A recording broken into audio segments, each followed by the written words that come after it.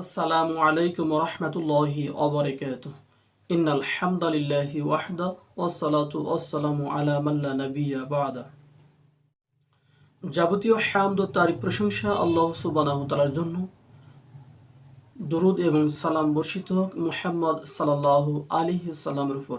সম্মানিত দর্শক এবং শ্রোতামণ্ডলী, আমরা জানি আমাদের সামনে ঈদুল ফিতর সমাগত। সেই ঈদুল ফিতরের দিন অনেক অনেক কিছু করণীয় আছে, যা প্রত্যেক মুসলিম নর এবং নারীর জন্য কর্তব্য, পালনীয়, করণীয়। সে কয়েকটি বিষয় অতীব জরুরি, যা পালনীয়, করণীয়। আসুন কয়েকটি বিষয় আপনাদের সম্মুখে উপস্থাপন করব, যেটা আপনার এবং আমার সবারই উপকারে আসবে ইনশাআল্লাহ। বলছিলাম যে অবশ্যই ঈদের দিন সকালবেলায় করণীয় হলো সকালবেলায় উত্তম রূপে সুন্দরভাবে গোসল করা, পরিষ্কার পরিচ্ছন্নতা অর্জন করা।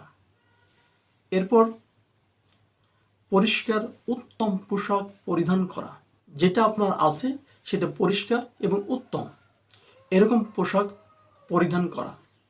এরপর সুগন্ধি ব্যবহার করা, সুগন্ধি তেল, আতর, সুরমা ইত্যাদি ব্যবহার করা।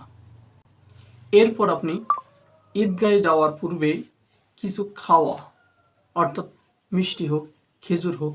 মুহাম্মদ সাল্লাল্লাহু আলাইহি সাল্লাম কিছু বেজোর খেজুর খেয়ে ঈদগাহে রওনা দিতেন। আপনিও এটা খাওয়ার চেষ্টা করবেন, কিছু খেয়ে যাবেন। এরপর ঈদের তাকবীর পাঠ করতে করতে যাবেন। উচ্চ স্বরে হোক, সমস্বরে হোক, অথবা একাকী হোক, আপনি তাকবীর পাঠ করবেন। এরপর কাজ হলো অবশ্যই পায়ে হেঁটে ঈদগাহে যাবেন। যে পথ দিয়ে যাবেন ভিন্ন পথে আসার চেষ্টা করবেন। এভাবেই আপনার ঈদের দিন সকালে যা অবশ্যই পালনীয় তার মধ্যে কয়েকটি উপস্থাপন করলাম। চেষ্টা করবেন এগুলো পালন করা। আল্লাহ সুবহানাহু ওয়া তাআলা সে তৌফিক দান করুন। আল্লাহুম্মা আমিন।